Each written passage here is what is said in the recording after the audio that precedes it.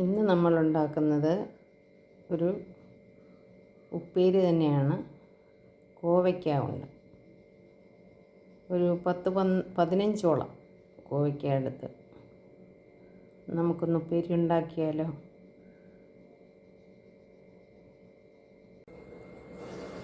കോവയ്ക്ക അരിഞ്ഞതും 2 തണ്ട് കറിവേപ്പില, ഒരു സവാള, 2-3 അല്ലി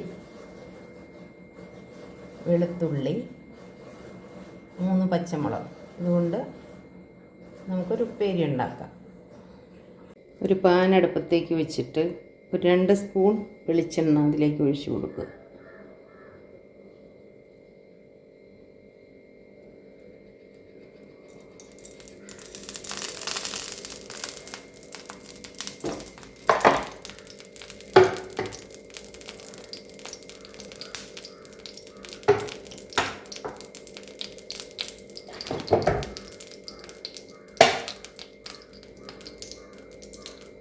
രണ്ട് സ്പൂൺ വെളിച്ചെണ്ണ ഒഴിച്ച് കൊടുത്ത് അതിനകത്തേക്ക് ഒരു കാൽ ടീസ്പൂൺ, ഒരു അര ടീസ്പൂണോളം, ചെറിയ സ്പൂണിന് ഒരു അര സ്പൂൺ എണ്ണയെല്ലാം കൂടെ ഒന്ന് സൈഡിലേക്ക് കിടക്കുന്നുണ്ട്. ആ എണ്ണയുള്ള ഭാഗത്ത് ഞാൻ ഇട്ട് കൊടുത്ത്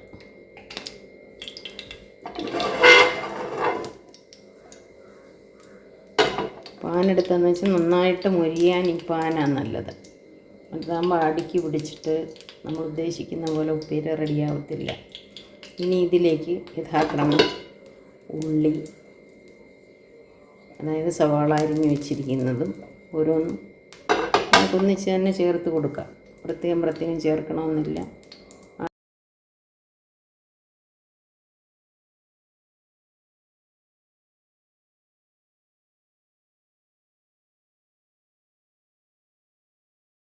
ആദ്യം വെളുത്തുള്ളി ഒന്നിട്ട് കൊടുക്കുക.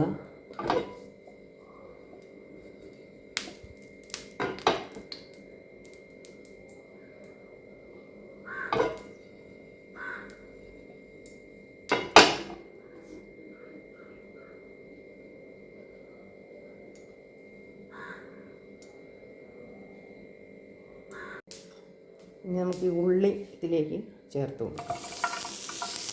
ഉള്ളിയും സവാള ഉള്ളിയും വെളുത്തുള്ളി, അതിനോടൊപ്പം തന്നെ പച്ചമുളക്, ഈ 3 കൂടെ ഒന്ന് വഴണ്ട് വരുമ്പോൾ അതിലേക്ക് നമ്മൾ ചേർക്കാം.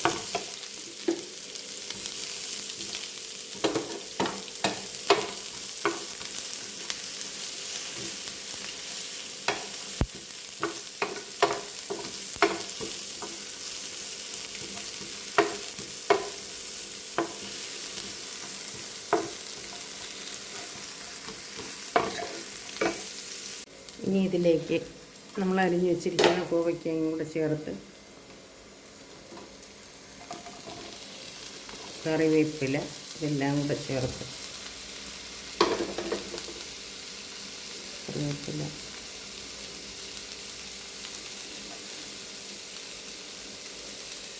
എല്ലാം കൂടെ ഒന്ന് ചിക്കി കൊടുക്കാം.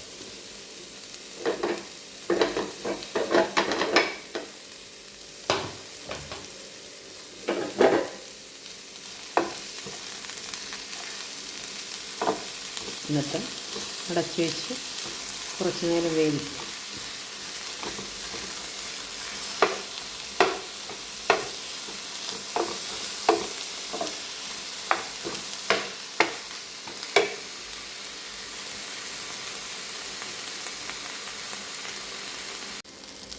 ഇതിനകത്തേക്ക് നമുക്ക് കുറച്ച് ഉപ്പ് ചേർത്ത് കൊടുക്കാം.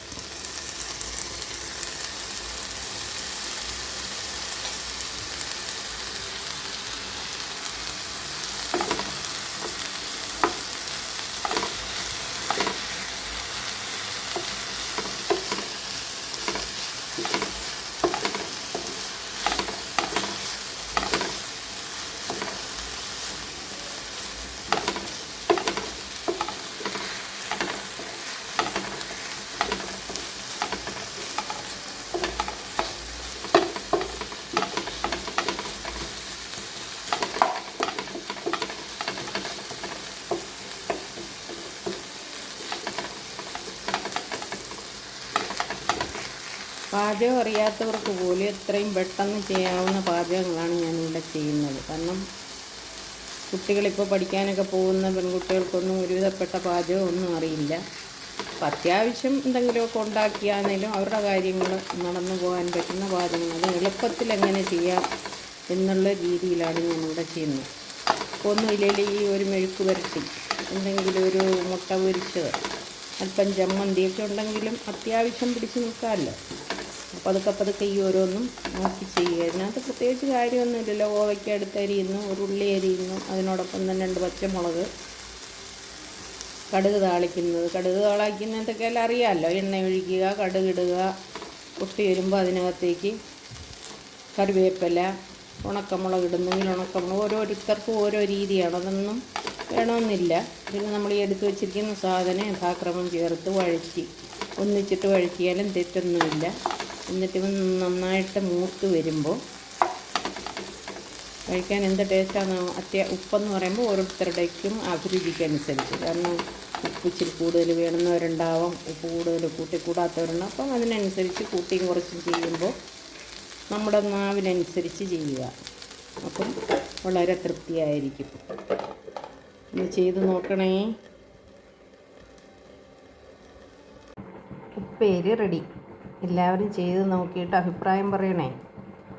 ലൈക്ക് ചെയ്യുക, ഷെയർ ചെയ്യുക, കമൻറ്റ് ചെയ്യുക.